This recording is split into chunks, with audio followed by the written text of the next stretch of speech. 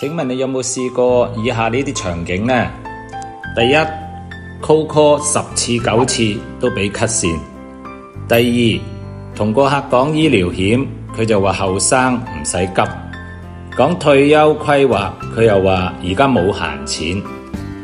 其實問題唔係客戶唔需要保險，而係佢哋咧睇唔見呢啲風險嘅殺傷力啊！成交嘅關鍵咧唔係說服，而係等客戶自己摸到心跳加速嘅危機感啊！嗱，咁點解我哋富易達呢個財商健康沙盤遊戲喺3個鐘就可以令到啲玩家即場問保險呢？嗱，原因呢係佢嘅設計係用行為經濟學去撕開認知嘅盲區啊！第一，佢虛擬咗人生崩塌嘅實驗。喺遊戲之中，我哋俾客戶親手經歷45歲失業，甚至乎加埋重疾。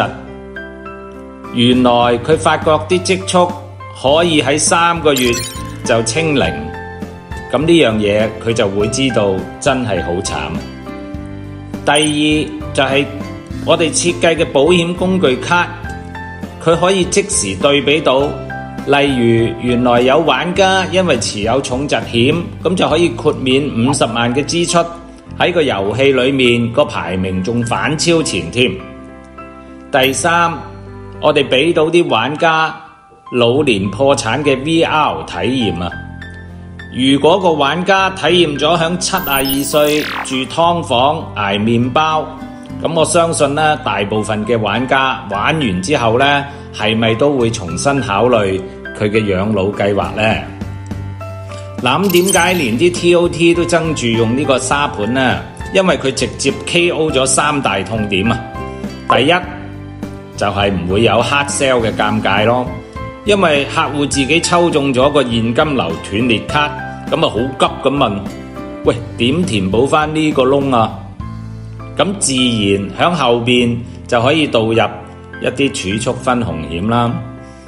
咁第二，遊戲嘅過程呢，好容易睇到客戶嘅投資取向啊！喺一場裏邊睇清邊個係風險鴕鳥型，咁之後呢啲人就可以對症下藥推年金險啦。咁如果係嗰啲好怕機會錯失型嘅啦，可能就要推投年險噶咯。好啦，咁第三呢，可以令到我哋信任度暴增啊！我哋由一個推銷員變身一個財富教練，咁轉介紹率都會馬上大幅提升啦。嗱，咁睇到呢度呢，你仲喺度等乜嘢啊？仲唔快啲揾轉發呢條視頻俾你嘅朋友，馬上報名體驗一次呢個遊戲，了解下係咪真係幫到你做 TOT 先至算啦。等緊你報名啦！